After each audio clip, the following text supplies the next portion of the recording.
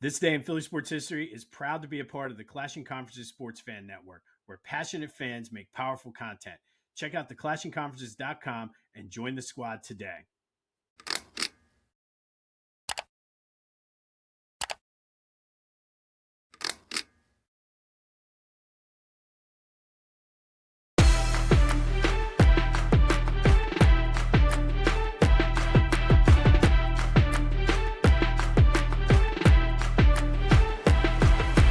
What's up, everyone? Welcome to This Day in Philly Sports History for October 15th, 2025.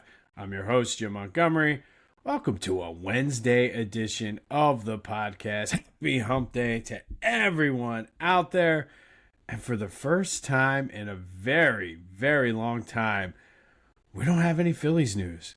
And not sure how I feel about it. Still not feeling great, especially seeing a lot of people are like, well, look, the Brewers are struggling against the Dodgers too. It doesn't make me feel better because the Phillies outplayed the Dodgers in that series. But it's going to be a long offseason. Kind of looking ahead, there's not a very good free agent class for the Phillies to add players. Obviously, there are some, but you have all the other teams looking to go after them as well. So we'll have to see how that plays out. The rumors that I heard yesterday, Kyle Schwarber could be seeking a 5-year, $30 million a year contract. Thanks, Kyle, but no thanks. And it's not even the money. Like, if it was a 3-year, 4-year deal for $30 million, I would. But that 5th year, man, I don't know. That's a lot of money. Maybe he gives us the hometown discount. I know he's looking to be set up. JT should be interesting too, depending on how many years he wants. I mean, maybe you suck it up and give him 3. But if he's going to be, I'm seeing reports out there, he might want 4. Again, no thank you. So it should be interesting. Tons of rumors. I'm not going to go into all the rumors every day on here because we would drive ourselves crazy. But if anything of substance comes up, we'll be sure to report them. But that's kind of it for our Phillies coverage for 2025. Disappointing way, but hot stove season will be here before you know it. And then again, before you know it, it'll be spring training. All right, some Eagles news. Vic Fangio said yesterday that he's not sure about Quinyon, whether or not he'll play. I don't know. Jalen Carter also is questionable to play. So we'll see what happens. Still no word on who the Vikings quarterback is going to be, whether it is going to be McCarthy or Carson Wentz. I think we'll know more today because I feel like today is an actual legitimate practice. But the Eagles could be in trouble. And Howie should be working the phones right now. Apparently Kevin Patula had a productive meeting with the offense on how to fix things. And we'll see. I will say, I was going through my time hop today, and the question of the day on this day last year is, who's more to blame for the Eagles' offense being stagnant? So exactly 1 year ago, we were in the same spot. So maybe this is the week they start to break out of it. I don't know. But we'll have more on that on the Brotherly Birds breakdown coming out Thursday during Thursday Night Football. Kyle and I will break it all down and give you our takes on what's wrong with the Eagles. But that is available wherever you get your podcasts as well as on YouTube, dropping tomorrow night. But they could be in trouble. Some positive Sixers news, and maybe this is me getting sucked in. I'm okay with it. Nick Nurse did not rule out Joel Embiid for Friday's final preseason game. Now, that is not the news there. To me, the fact that he's even not ruled out yet is the positive because they open up then later next week against the Boston Celtics. So we could see Joe making his return for the regular season in the home, or I guess they're up in Boston for the season opener. So that's positive news. And I know, I'm not going to kick the football, but I'm starting to think about it. Some quick housekeeping. Be sure to follow me on social media at Philly Jimbo on all socials. Subscribe to the YouTube channel, Jimbo_Mont. Continue to spread the word as we grow this thing. Leave a review, comment, subscribe. All that good stuff actually helps outsmart the algorithm. The Discord channel is live. Go to the first link in the description. Come over and have some good Philly banter. Been having some fun over there in the Discord, so come check it out. And as always, you can call or text me on the Back to the Future voice and text line 267-495-8531 and get anything Philly sports related off of your chest. All right, it is Wednesday, so it's time for What If Wednesday, brought to you by Lotwin. Go to Lotwin.com, get your 3D custom hype chain. They're good for birthdays, gifts at the office, youth sports, you name it, bachelor parties. So go check them out. And these things are high quality. I can highly recommend it. Every time I do a Wednesday, I say I should show Thatcher's chain. I will get it for you later this week. But go to Lotwin.com, use the promo code TCCPOD, and get your 3D custom hype chain. All right, so last week, since we're kind of done with the Phillies now, we mentioned Black Friday, which was Game 3 of the 1977 NLCS. That was when the crowd had Bert Hooton rattled. The crowd was in a frenzy. The Phillies looked like they were going to win, and then Danny Ozark did not sub Jerry Martin for Greg Luzinski for defensive purposes. And as fate would have it, it would come back to bite the Phillies in the ass. So there were 2 outs in the ninth. If Martin makes the catch from Manny Moto's hit that Luzinski fell off of Luzinski's glove, game over. Phillies up 2-1. Coming back the next day for Game 4 at the Vet, where the crowd was going to be whipped into a frenzy. I don't think there's any way the Phillies lose Game 4 if they hold on, especially the way the crowd was for Game 3. And usually, as you see, a lot of times, and again, I'm not saying this is the singular play that cost the Phillies that year, but usually there's a singular play, a singular call, or whatever that just kind of sucks the life out of a team. And this is what happened. They were only down 2-1. They could have still won Game 4 with Steve Carlton on the mound, but still made some errors. But I think if they make that substitution and Jerry Martin comes in, I think the Phillies win it, and then they go to the World Series, and then who knows what happens? It's an epic World Series. You have the 2 best teams with the 2 best records in the league. Phillies with 101 wins. The Yankees with 100 wins. That was Reggie Jackson and Thurman Munson, that team. You never know. I mean, they could have taken it to them. The Phillies would have had momentum on their side. They would have had games at the Vet with the crowd being all pumped up. Maybe it starts a rivalry. But somehow, some way, I mean, either way, win or lose, it completely changes the trajectory of the team. Could that one managerial decision have cost the Phillies a dynasty? Because they go in, win the 77 World Series, all of a sudden that 78 team that wins 78 games has the confidence to come back and beat the Dodgers to go back to the World Series.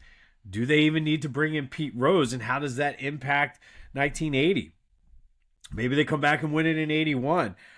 Maybe Danny Ozark keeps his job as a manager that's gotten to the World Series, because part of why he got fired and replaced by Dallas Green was just 3 straight years of winning the division, not coming off to a hot start in 79. Maybe he keeps his job, and it's just one little decision. Now, Danny Ozark did lead the Phillies to 3 straight division titles, 3 straight years winning 100 games. But one decision, it came back to haunt him, and who knows what would have happened. Does it mean Danny Ozark is a bad manager? No. Should he have been fired in 1979? Maybe. Why am I harping on that for What If Wednesday?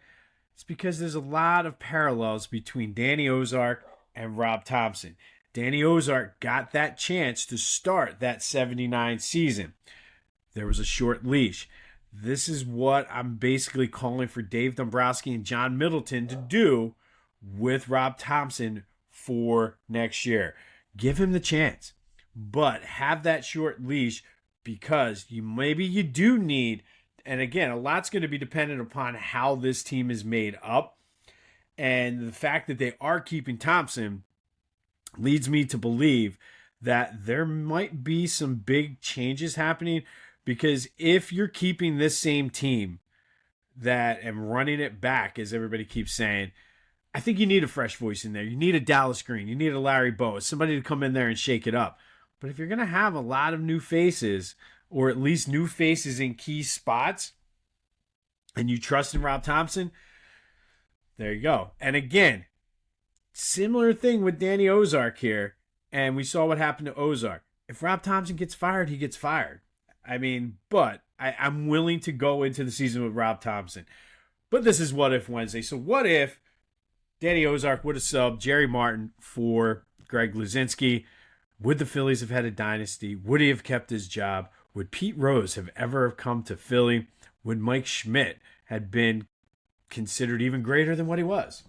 We never know, but let me know your thoughts on the Back to the Future voice and text line or the Discord channel.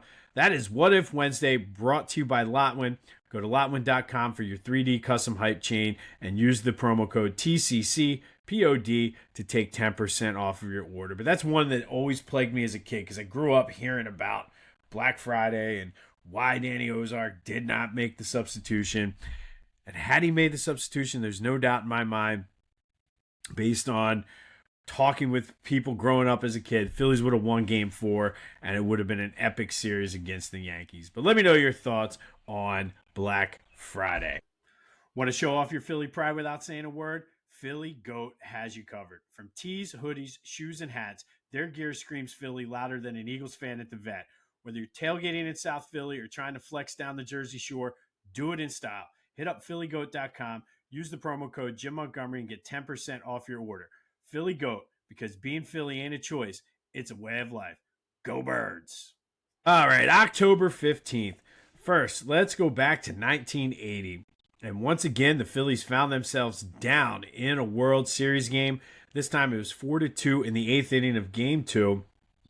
Phillies score 4 runs on RBI doubles by Del Unser and Mike Schmidt, and RBI singles by Keith Moreland and Bake McBride. Ron Reed comes in and saves it as the Phillies go up 2-0, heading to Kansas City, and everybody was excited for the World Series. As we know, it would come back to Philly, where the Phillies would win Game 6. Also notable for this World Series game is All-Star third baseman for the Royals, George Brett, had to leave the game due to hemorrhoids and have a minor surgery before coming back for Game 3. So just an interesting take there, and it became national news and everything. But that's why George Brett was out of the game. But Phillies overcome a 4-2 deficit in the 8th to come back to win World Series Game 2 and take a 2-0 lead out to Kansas City. And that does lead to today's trivia question. But first, yesterday's trivia question, I asked, talked about the start of the Flyers' 35-game unbeaten streak. Who was the Flyers' all-star goalie in 1978 or 79-80? That would be Pete Peters. Well, that's an interesting story. I won't talk about it on here, but if you go look, there's some borderline assault charges that he did on a reporter. Go look it up, the Pete Peters story. It's interesting. It's very messed up, but there's part of me that thinks it's kind of funny. Actually, I don't, because now I'm going to get canceled for even saying that. But go check out the Pete Peters story. But today's trivia question, canceling myself over here, Jesus. But October 15th, today's trivia question, what future Hall of Famers played in the 1980 World Series? Combined for both teams, who were the Hall of Famers or future Hall of Famers that played in the 1980 World Series? Hit me up on any of my social media. Hit me up on the Discord. Hit me up on the Back to the Future voice and text line, and let's see what we can do with this. All right, going back to October 15th, 2008, J-Roll led off the game with a home run, and the Phillies cruised to a 5-1 victory. Cole Hamels pitched 7 innings, 5 strikeouts, gave up 1 run as the Phils clinch a spot in the World Series for the first time since 1993. And they had to await the winner of the Rays Red Sox, who at this point, the Rays had a 3-1 lead. Red Sox came back and forced a Game 7, which kind of helped set up their pitching staff, or helped the Phillies set up the pitching staff and get to the Rays in Game 1 of that series. But that happened in 2008. 1 year later, Carlos Ruiz and Raul Bañez both hit 3-run homers to pick up the pitching staff, who kind of struggled, as the Phillies win Game 1 of the NLCS over the Dodgers 8-6. Chooch and Raul coming through in the clutch, bailing out the pitching staff. And then go back to 2022. Phillies chased Charlie Morton in the second, or after 2 innings, as they cruised to an 8-3 win, earning a spot in the NLCS. Brandon Marsh with a 3-run homer. Bryce Harper hit a homer. And of course, who could forget JT's inside the park home run, which was the first inside the park home run by a catcher in Major League Baseball postseason history. Times were good then. We were feeling good. Everybody was excited. Hard to believe that that was just a few short years ago.